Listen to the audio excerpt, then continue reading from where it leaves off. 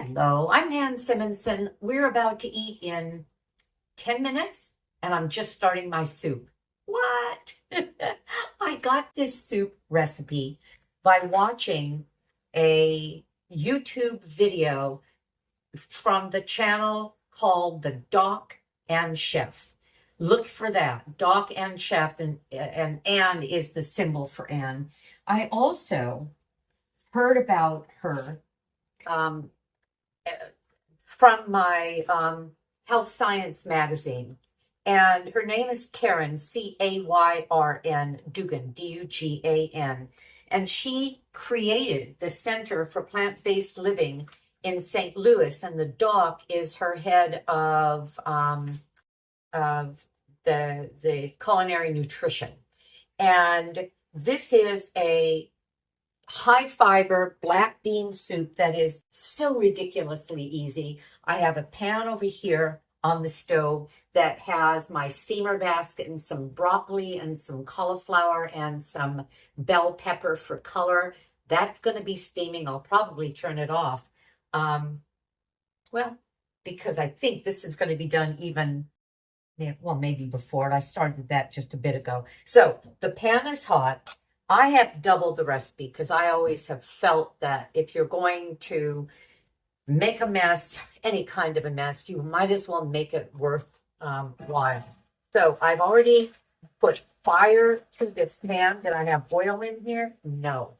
All I had was 2 cans, and the recipe is for 1 can, so I've doubled everything. 1 can of organic black beans that were rinsed and drained. We will eat a good amount of this soup, and that's why I doubled it. I didn't want just a little bit of soup for my effort. I wanted a lot. I'm also going to toast my spices in here, and the spices are, smoked paprika, cumin. I did about a teaspoon of each, and a little bit of salt. She calls it a pinch of salt. And I used a little less than a half a teaspoon. And I'm going to toast these spices, which they do beautifully in a dry pan. And what's going to happen when I get the desired result is that I'll see that they're kind of sticking to the bottom of the pan. Now, don't you think it's interesting that I'm making a soup without starting off, I can smell the smoky paprika and the cumin. Yum, yum, yum. And don't you think it's interesting that I'm making a soup and I didn't start with what they call a mirepoix, some carrot, some onion, some maybe celery? Well, wait till you see the ingredient that takes care of that. So I'm getting all of this sticking to the bottom of the pan, which means, okay, it's going to start browning. I don't really want it to brown. And so I'm going to put in the secret sauce, and that's salsa. You can use any kind of salsa that you like. It would be this amount, 3/4 of a cup to 1 cup in 1 can of black beans. In this case, I doubled it, so I'm going to put most of what's left in this jar. I'll leave a little bit because I'll taste it and be sure this is what I want. And what this is doing is it's glazing the pot. And all of that spiciness and that the toasted paprika and cumin now is blending with the beans. And what else am I going to add to this easier than easy soup? How about some broth? So what we're aiming for, and this video, the video that I watched that they did together, was a video about fiber. You can put the Doc and Chef fiber, and it'll probably come up. All of their videos are relatively short, 15 to 20 minutes.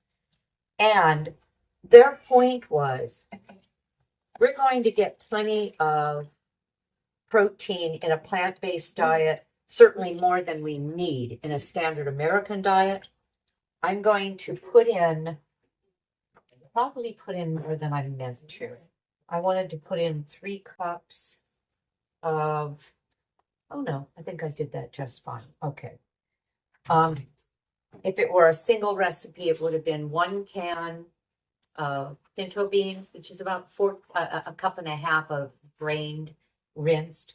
It was 3/4 cup of salsa, the smoked paprika and cumin, about a half a teaspoon each, and about a cup and a half of broth. And I make my own broth. This beautiful, flavorful broth comes from scraps of vegetables that I keep in a 1-gallon Ziploc freezer bag in the freezer until it's full, and then I make stock, which is what I did, and I got 4 quarts of stock on my last one. Now, I'm going to help you. They showed that they could help you if you're not used to beans and you're not used to this much fiber. Digest it by pre-digesting it for you. What do I mean by that? How about breaking it down? Now, I could have pulled out my Vitamix mixer and I could have maybe half a batch at a time, especially because it's going to be so hot, word it in the blender. But instead, I'm using my immersion blender. These are so handy. They are a way that you can blend any soup. It's not going to be as smooth as if you put it in the blender, but certainly smooth enough. So I'm bringing it to a simmer. I want it to come to a simmer before I do it because I want to get the beans and the salsa cooked together well, but I'm not going to worry about that right now. Okay, even though it's on the stove, because there's no plastic parts here, I'm fine doing it. Put the immersion blender all the way in. It usually takes a 2-finger process to make it work. Why aren't you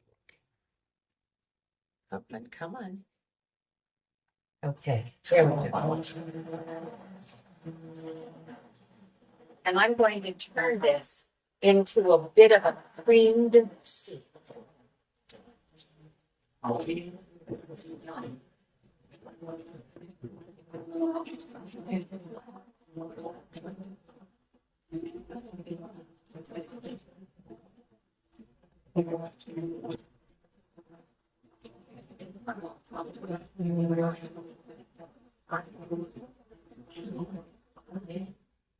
This is it. Oh my goodness. All right. What I'm going to do is spoon it into the bowl.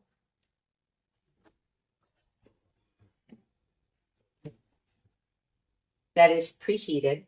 I always preheat my soup bowls. And to add a little more fiber and well, you know what? Why don't I do what I always tell people to do, and that is taste it. Because I will say to you, with anybody's recipe, taste and adjust the seasonings to what you like. Oh my goodness. That is really good. I could add a touch more salt. I am going to add some pepper. And when I serve it at the table, I'm going to serve it with some Cholula hot sauce. Love hot sauce on everything. But I'm also going to add another ingredient that, if you love it, you're going to highly approve. Okay. Actually, I'm going to keep eating this. All right. I'm going to spoon up our serving. This is perfect. This looks wonderful. Oh, and you know what I'm going to do also? I'm going to turn off my steamed vegetables because I could smell that they're ready, and I'll show it to you in a minute. All right.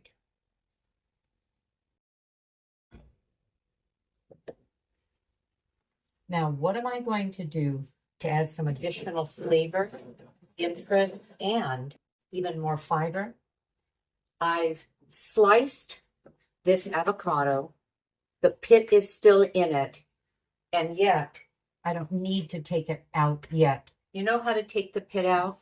Make sure you have your palm covered with the avocado, but just take a knife and tap it into the pit and you can pull the pit right out. In this case, I meant to cut a little shallow of the pit, and I don't know if you can see that I have done crisscross cuts in it, because now I have sliced avocado.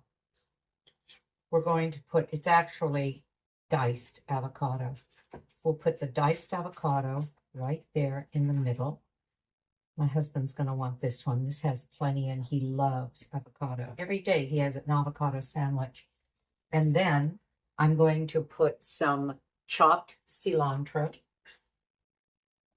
They talked about this, but you may be one of those people to whom cilantro tastes like, or for whom cilantro tastes like soap. Are you one of those people? And then, and 14% of people taste soap when they taste cilantro.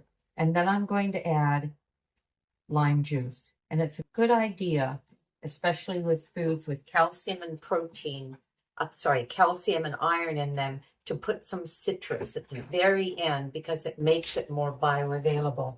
Now look at our beautiful soup. Look at that.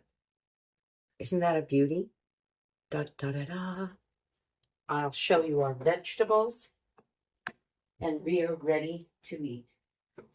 Always have vegetables, and cruciferous vegetables tend to be our favorite. Simply steamed. I'm going to put some garlic and onion powder over it and some nutritional yeast. This is a dinner for a king. Lots of protein, lots of fiber, lots of flavor. We'll finish it with some fresh fruit. I have some cut up pineapple and fresh pineapple. And bon appetit to us. I hope you enjoyed this. Give me a thumbs up if you did. Let people know about the channel, because we talk about what keeps you healthy longer. Have a great day. I know I'm going to. Bye-bye.